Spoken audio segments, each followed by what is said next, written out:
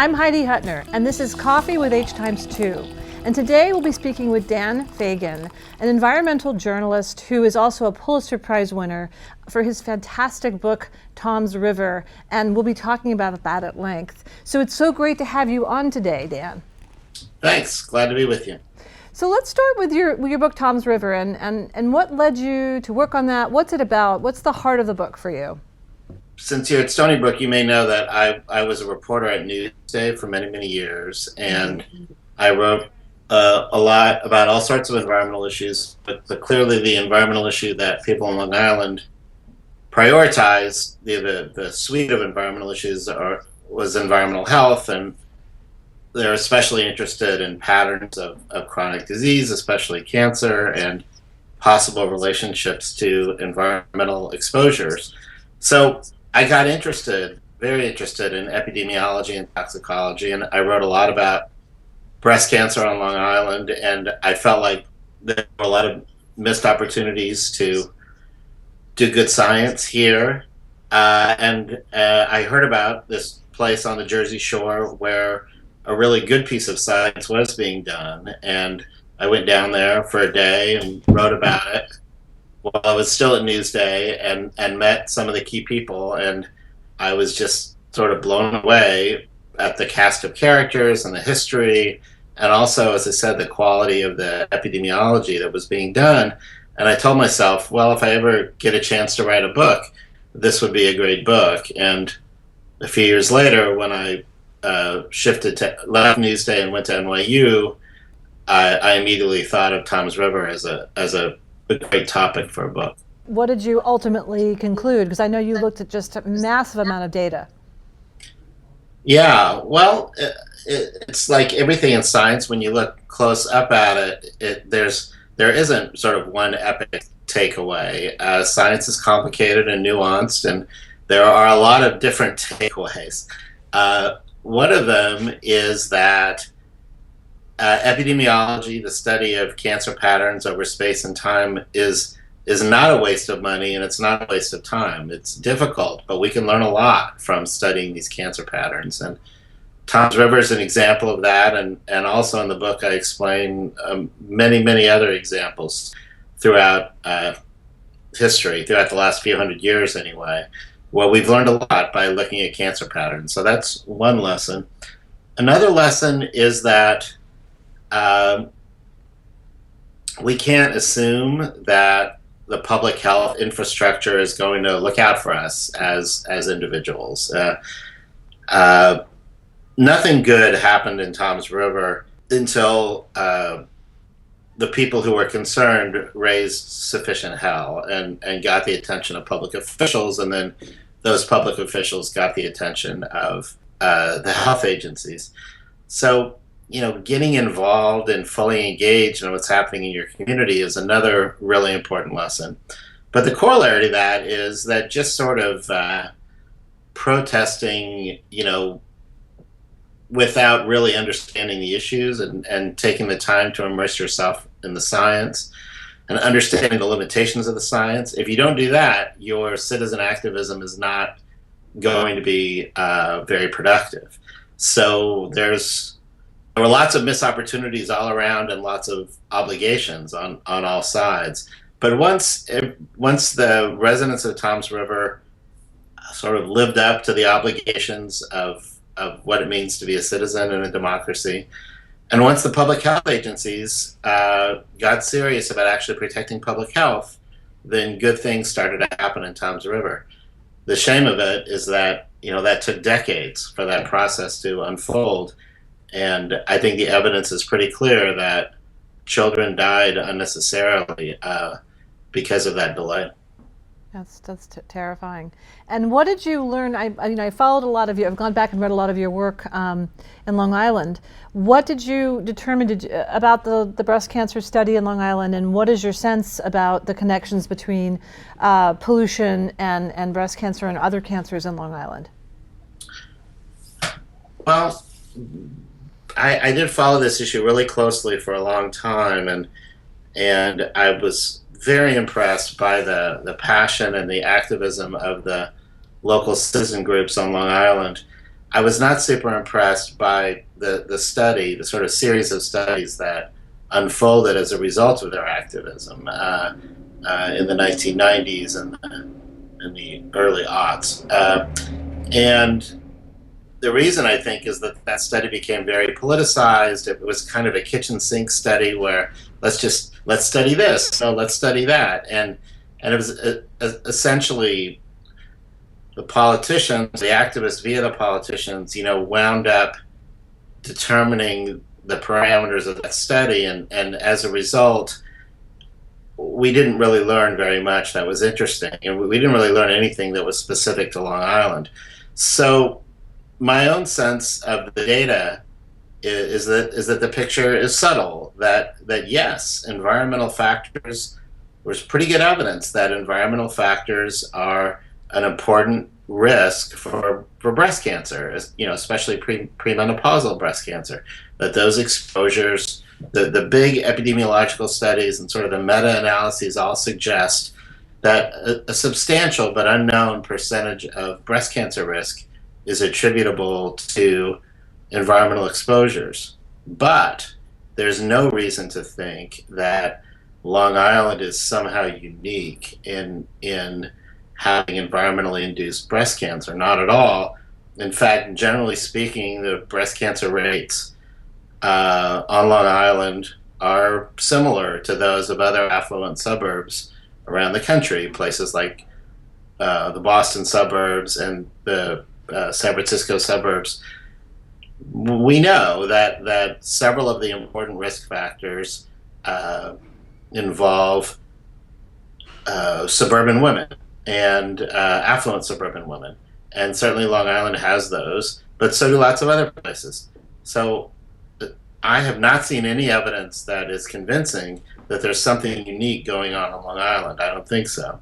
But I do think there's good evidence that environmental risk factors in general are important for breast cancer. So you, what ended up finally happening in Toms River? Is it cleaned up now, or are the cancer rates going down at this point? It's a mixed picture. It's being cleaned up. In some ways, it's a real success story of public health. It took such a long time, but once the interventions took place, once the water wells were properly filtered, and once the plant shut down and the air pollution path was interrupted, we do see some promising statistics in terms of the overall rates of childhood leukemia in Toms River. On the other hand, the problem with residential cancer clusters, especially when you're talking about childhood cancer, is that it's really a rare disease. So when we're talking about a cluster, we might be talking about an increase of, say, 3 or 4 additional cases over a 10-year period. So that's not a lot of additional cases, but it's way more than we would expect. How do we know that the reason they're going down is due to the fact that we don't have those exposures anymore? And the answer is we don't. This is correlative evidence, not causal evidence, and we really need to understand the difference. Right. On the other hand, it's good public health policy to reduce risks wherever we reasonably can. Sure. And Toms River is ultimately a success story. It just took a lot of pain and many missed opportunities over many decades until the town got there. Right. Now, I want to ask you, as a journalist, sort of, your role and your thoughts about the power of journalism to make change. So, many times, obviously, with investigative reporting, the whole point is you're opening up a story. So, how much influence do you and do other environmental journalists have in terms of making change? Yeah, that's a really good question. And, believe me, now with the prospect of President Trump, a lot of us have been asking ourselves that hard questions about that. Are we living in a post-truth, post-fact society? My own feeling about that is that good journalism still can be very influential. I've seen that with my own work. But it would be wrong to say that journalists have the same amount of influence that they had pre-digital. The old communications landscape, the communications ecosystem, had relatively few lines out between, sort of where the information was concentrated and the public at large. And journalists who generally did a decent job verifying facts sort of were the people in charge of those sort of stovepipes out to the public. Now we have a whole different communications ecosystem that's more democratic in some ways, and so that's good, but it's also much more chaotic. Journalists do not have the influence that they once had. On the other hand, they still have influence, and they never had, it's quite possible that we never had the vast influence that maybe we told ourselves that we had in the pre-digital era. It's always been a big, messy communications ecosystem. And there's always been a lot of marketing and advertising, a lot of spin, all kinds of messages out there, only some of them journalistic in nature. So you can't really generalize, but I still think that journalism plays an important role. I just don't think that we have the power that sometimes the public assumes that we have. Okay. So I have two last questions for you, again about journalism.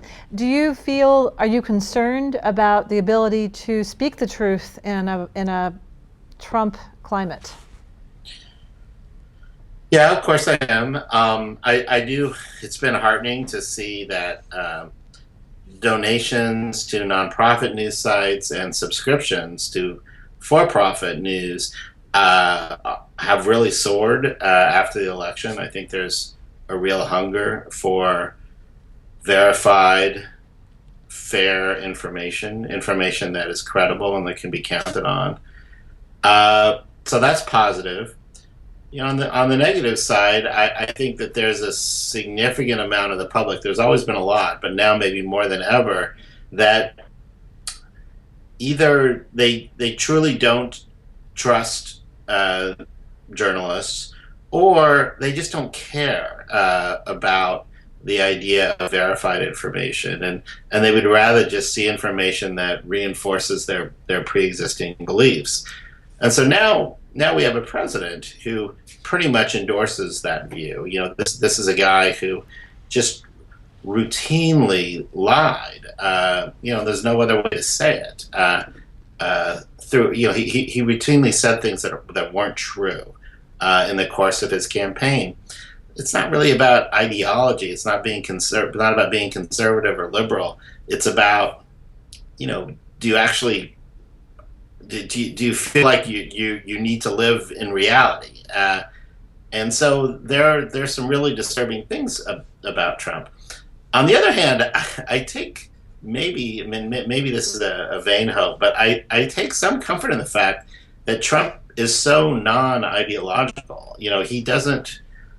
He's never articulated a coherent view of the world. He's always just been about Trump. And so it's possible that because he doesn't really have much interest at all in public policy, and he doesn't really have a coherent view of what he thinks, how he thinks the world should function, what has always motivated him is his own self-aggrandizement. And so it's possible that someone like that will wind up being quite flexible and will sort of follow the whims of public opinion wherever they lead him. And sometimes that will wind up being very damaging, but sometimes it might actually be really helpful.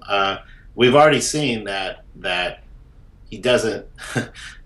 We shouldn't be surprised by this, but we've already seen that he doesn't take. He certainly doesn't take literally the promises that he made to his supporters during the campaign. Right. He's walking back many of them. But I don't want to be naive about this. I think that for environmental issues in particular, the prospects here are disastrous. I think it may wind up being worse than what happened to environmental law and environmental enforcement under Reagan. So I don't think it's going to be pretty, but I also think it might not be quite as horrible as some people who care about environmental issues now think. And we'll find out. We will find out, but I think that voices like yours are key to exposing this and keeping the conversation open and questioning him. because you have a respected, journalistic voice. You're bringing in science. You're, clearly doing solid research behind whatever you're writing. So I'm looking forward to what you're going to be doing. We have to end, but I just wanted to ask you about your work coming up on butterflies, on monarch butterflies. Yeah, I'm really interested in this concept of the Anthropocene. That we've really entered a new age of history on this planet, where one species is basically by far the most important force determining the chemistry of the ocean, the distribution of living things across our landscape, the composition of the atmosphere. It's overwhelmed the other sort of natural forces that used to determine, various ages of the Earth. So the thing about the Anthropocene is that it's kind of a mind-blowing concept to say that humans are completely in charge, and what does that really mean? And so I want to look at that concept through the lens of one species, one really interesting species, the monarch butterfly, that everyone in this country, in Canada and Mexico too, has some kind of relationship with. Everyone has some kind of bond that they've made with this butterfly, which is beautiful and has amazing evolutionary adaptations, makes this amazing journey south every fourth or fifth generation. No one knows how they do it. No one knows how they navigate and how they wind up in the same place. But it's also a species that is now completely controlled by human beings, and it is trying to adapt incredibly aggressively, as quickly as it can, to a series of evolutionary pressures, I guess you could say, that are putting it under incredible extinction pressure. And so watching that process is fascinating and also really anxiety producing. And so I want to write about that. I want to write about the people who care about this species, and I want to write about all the different ways that we are rapidly changing the way that it behaves, and through that make some bigger points about life in an age of the planet where humans are completely in charge. Well, it's been fascinating talking to you, Dan Fagin, and I'm really grateful that you came on our show, and I'm very much looking forward to reading this book. So this is Heidi Hutner on Coffee with H2, and I've been speaking with Dan Fagin, Pulitzer winner for Tom's River, and he's working on a new book about monarch butterflies, and just a highly respected, prize-winning environmental journalist. So thank you very much, Dan. Thank you. Thanks.